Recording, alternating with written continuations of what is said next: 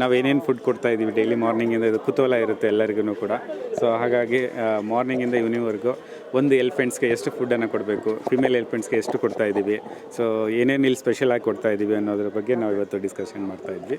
ಏನಂದರೆ ಮಾರ್ನಿಂಗ್ ನಾವು around branch ಫಾಡರ್ಸನ್ನು ತೊಗೊಂಡ್ರೆ ಸೊ 450ರಿಂದ 500 kg ಪರ್ ಎಲಿಫೆಂಟ್ಸನ್ನು ಡೈಲಿ ಕೊಡ್ತೀವಿ. ಆಮೇಲೆ ಗ್ರೀನ್ ಗ್ರಾಸಸ್ಸು 175ರಿಂದ 200 kg ಕೊಡ್ತೀವಿ.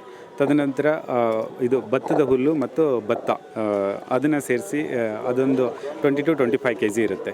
ಸೊ ಭತ್ತ ಒಂದು 20 kg ಇರುತ್ತೆ. ಸೊ ಟೋಟಲ್ ಅದೊಂದು 35 to 40 kg ಕೊಡ್ತೀವಿ. ಆಮೇಲೆ ಕಾನ್ಸಂಟ್ರೇಟೆಡ್ ಫುಡ್ಡು ಮತ್ತು ವಿಶೇಷ ಆಹಾರ ಅಂತ ಏನು ಹೇಳ್ತೀವಲ್ಲ, ಈಗ ಇದು ತಾವು ಏನೆಲ್ಲ ನೋಡಿದ್ರಿ ವಿಡಿಯೋದಲ್ಲಿ ಇರ್ಬೋದು ಅದನ್ನು. ಸೊ ಆ ಆಹಾರವನ್ನು ನಾವು 10ರಿಂದ 12 kg ಪರ್ ಡೇ ಕೊಡ್ತೀವಿ. ಸೊ ಈ ಥರ ಮೇಲ್ ಎಲಿಫೆಂಟ್ಸ್ಗೆ ಸ್ವಲ್ಪ ಜಾಸ್ತಿ ಇರುತ್ತೆ, ಫಿಮೇಲ್ ಎಲಿಫೆಂಟ್ಸ್ಗೆ ಸ್ವಲ್ಪ ಕಡಿಮೆ ಇರುತ್ತೆ. ಇದರಲ್ಲಿ ಗ್ರೀನ್ ಗ್ರಾಮ್ ಇರುತ್ತೆ, ಹಾರ್ಸ್ ಗ್ರಾಮ್ ಇರುತ್ತೆ, ಬ್ಲ್ಯಾಕ್ ಗ್ರಾಮ್ ಇರುತ್ತೆ, ಆಮೇಲೆ ಇದು ಏನು ಇದು ಇರುತ್ತೆ, ಯಾವುದದು ಬಾಯ್ಲ್ಡ್ ರೈಸ್ ಇರುತ್ತೆ, ಮತ್ತು ಉಪ್ಪಿರುತ್ತೆ, ತರಕಾರಿಗಳಿರ್ತಾವೆ, ಎಲ್ಲ ಥರದ ತರಕಾರಿಗಳಿರ್ತವೆ ಬಾಡಿನ ಕೂಲೆಂಟ್ ಮಾಡೋಕ್ಕೆ. ಸೊ ಅದನ್ನೆಲ್ಲನೂ ಒಂದು 6 to 7 hours ಬಾಯ್ಲ್ ಮಾಡ್ತೀವಿ.